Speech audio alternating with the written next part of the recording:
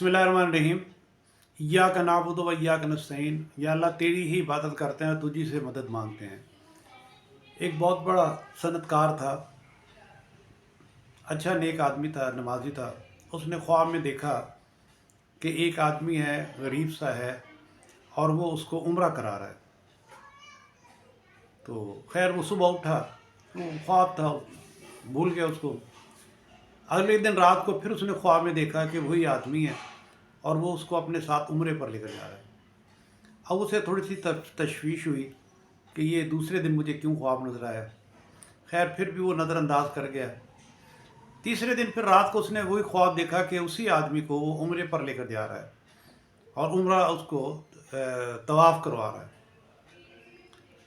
वो उठा तो सारे काम भूल गया और फिर उसने अपने मैनेजर को कहा कि हमारे फैक्ट्री के बाहर एक फल फरोश है, उसको लेकर आओ मेरे पास। जब वो मैनेजर फल फरोश को मालिक के पास लेकर आया तो वो उसको देख कर ही पहचान गया कि यही आदमी मैंने ख्वाब में देखा है। उसने उसको कहा कि यार मैंने तुझे उम्रा कराना है। उसने कहा साहब जी हम गरीब लोग हैं, बस हम ऐसे ही ठीक हैं। उसने कहा नहीं, मैंने तुझे अपने खर्चे से उम्रा कराना है। तो वो खैर जब उसने इसरार किया तो वो मान गया, लेकिन उसने कहा जी दो शर्तें हैं। एक तो ये कि मैं आपके साथ जाऊंगा, मैं तो पहले कभी किया नहीं। दूसरी ये है कि अब वापस मुझे यहाँ मेरे घर पहुँचाएंगे। उसने कहा ठीक है। उसने खैर वो इंतज़ाम किया, वो दोनों उम्रे पर चले गए और उम्रे पर उन्होंने तवाफ़ वगैरह किया, सही की, फिर बाल मुड़वाए, सारा कुछ हो गया। तो जब वो हरम से बाहर निकलने लगे तो उसने कहा कि अब हम यहाँ से जा रहे हैं, पता नहीं अब दोबारा मैं यहाँ पर आ सकूँ या ना आ सकूँ, तो क्या मैं 2 रकात नमाज नफिल पढ़ लूँ। सनतकार ने कहा कि हाँ पढ़ लो।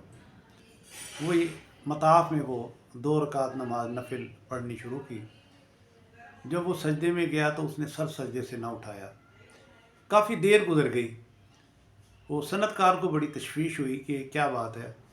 उसने उसको हिलाया तो वो हिला ही नहीं, गिर गया एक तरफ और वो उसकी रूह प्रवास कर गई। सनतकार बड़ा मुतासिर हुआ कि देखो कहाँ से मैं इसको लेकर आया हूँ और कहाँ आकर जो है ना जी इसकी मौत वाक़ई हुई है। अल्लाह ने बड़ी अच्छी मौत दी है, उम्रा करके फ़ारिग हुआ है और नमाज में, वो भी सजदे में और मताफ में। खैर उसने हस्बे वादा उसको वापस घर लेकर आया, उसकी लाश उसके घर वालों को दी, उन्होंने उसको दफनाया। उसके बाद उसने उसकी बीवी से कहा कि तुम्हारा शौहर लगता है कि बहुत नेक और खुदा तरस था, जो अल्लाह ने उसको इतनी अच्छी मौत दी।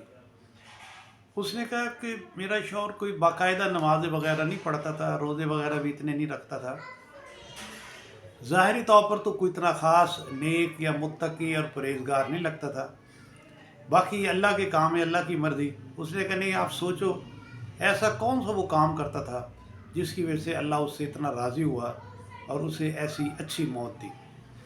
सोचते सोचते उसको याद आया। उसने कहा कि मेरे पड़ोस में एक बेवा खातून रहती हैं, उसके छोटे छोटे बच्चे हैं, वो बेचारी बड़ी मुश्किल से मेहनत मजदूरी करती है लेकिन उसका गुजारा नहीं होता। तो मेरा शौहर रोज़ या दूसरे दिन तीसरे दिन जब भी अपने घर में कुछ खाने पीने की चीज़ें लेकर आता तो वो इतनी ही खाने पीने की चीज़ें लाता और साथ वाले घर के दरवाजे पर रख कर दरवाज़ा बजाता और कहता बाजी ये सामान उठा लेना, और फिर अपने घर आ जाता चीज़ें लेकर। तो मैं ये देखती कि वो बेवा खातून जो बेआसरा थी वो सामान उठाती और बड़ी खुश होती और हाथ उठाकर दुआ देती कि अपने पड़ोसी को यानी मेरे शौहर को कि अल्लाह तुझसे राज़ी हो और तुझे ईमान वाली मौत दे। ये दुआ वो करा करती थी और शायद अल्लाह ने को इसका ये अमल पसंद आया और उसने इतनी अच्छी मौत दी। वैसे एक हदीस का मफ़हूम भी है, आप सल्लल्लाहु अलैहि वसल्लम ने फरमाया कि जो किसी की मदद करता है तो अल्लाह उसको बुरी मौत से बचा देता है। और फिर पड़ोसियों की मदद करना ये तो बड़ा ही अहम काम है, इसमें तो ज़्यादा सवाब मिलता है। अल्लाह हम सब को हिदायत नसीब फरमाए।